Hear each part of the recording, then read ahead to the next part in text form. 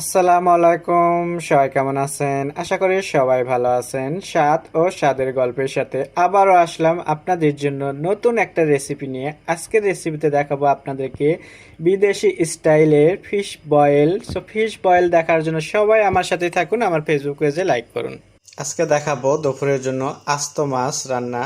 এটা কিন্তু ভাপে রান্না হবে। আস্ত মাছ নিচ্ছি, দেখতে পাচ্ছেন খুবই ভালো করে কেটে ধুয়ে আমি একদম নিচ্ছি। এখানে কিন্তু আমি মশলা দেব, সব কিছু কাটা মশলা। এখানে দেখতে পাচ্ছেন পেস্ট নিচ্ছি আমি। পেস্টটাকে কুচি করে লম্বা করে নিয়ে নিলাম। একটা পেস্ট আমি এখানে দিলাম। কোনো বাটা মশলা দেব না। এখানে আদা লম্বা লম্বা করে কুচি করে দিচ্ছি। রসুন সেম লম্বা কুচি। এখানে স্যালাডের স্টিক দিয়ে দিচ্ছি একটু। শুকনো মরিচ দিচ্ছি আস্ত 4-5টা। স্বাদ মতো লবণ। শুকনো মরিচের পাউডার দিয়ে দিচ্ছি অল্প। সাথে দিয়ে দিচ্ছি আমি একটু পানি, তেল। সাথে দিয়ে দিচ্ছি পানি।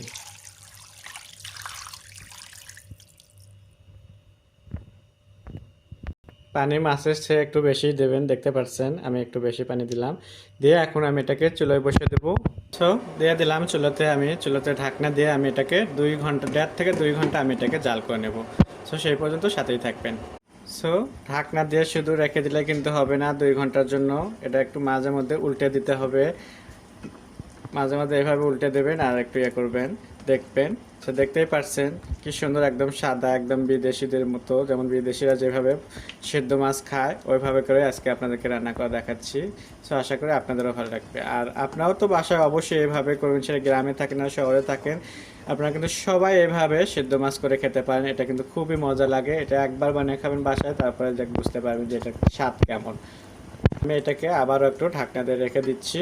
সেসব যতক্ষণ পর্যন্ত রান্না না হবে ততক্ষণ আপনারা আমার সাথেই থাকবেন। মাছটা যখন হাফ বয়েল হয়ে যাবে কিংবা হাফ রান্না হয়ে যাবে, এই সময় আপনারা দিয়ে দেবেন একটু সরিষা বাটা। 1 চামচের মতো সরিষা বাটা আমি দিয়ে দিচ্ছি। আপনারা চাইলে প্রথমে দিতে, কিন্তু আমার প্রথমে দিলে মনে হয় সরিষার টেস্টটা অন্যরকম চলে যায়। সেই জন্য করে আমি এটা একটু হাফ হয়ে গেলে নামানোর আগ দিয়ে আমি দিয়ে দিই। আমি নামানোর আগ দিয়ে সর্ষে বাটাটা দিয়ে দিলাম। দিয়ে এখন ভালো করে আমি মাছটাকে উল্টে দেবো।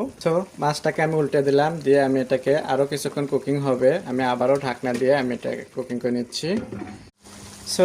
দেখতে দেখতে আমার কুকিং হয়ে গেল বয়েল ফিশ। নামানোর আগ দিয়ে আমি একটু লেবু এরকম করে গোল গোল পিস করে দিয়ে দিচ্ছি। আমার যেহেতু হাফ লেবু, সেজন্য একটু হাফ হাফই হয়েছে। আপনারা গোল কাট একদম আস্ত লেবু দিতে পারেন। লেবুটা দিয়ে আমি এখন চুলাটা অফ করে দেবো। আশা করি আপনাদের ভালো লাগবে। আপনাদের যদি ভালো লেগে থাকে, বাসায় তো একবার হলেও এভাবে ট্রাই করবেন বয়েল ফিশ, দেখবেন যে খুবই স্বাদ ও লাবণ্যময় হবে। অ্যান্ড বেশি বেশি করে নতুন নতুন আমার ভিডিও দেখার জন্য সবাই আমার ফেসবুকে যে লাইক করবেন, শেয়ার করবেন, সবাই আমার সাথে থাকবেন। আল্লাহ হাফেজ। আসসালামু আলাইকুম। সবাই কেমন আছেন? আশা করি সবাই ভালো আছেন। স্বাদ ও স্বাদের গল্পের সাথে আবারও আসলাম আপনাদের জন্য মজাদার, স্বাদ ও লাবণ্যময়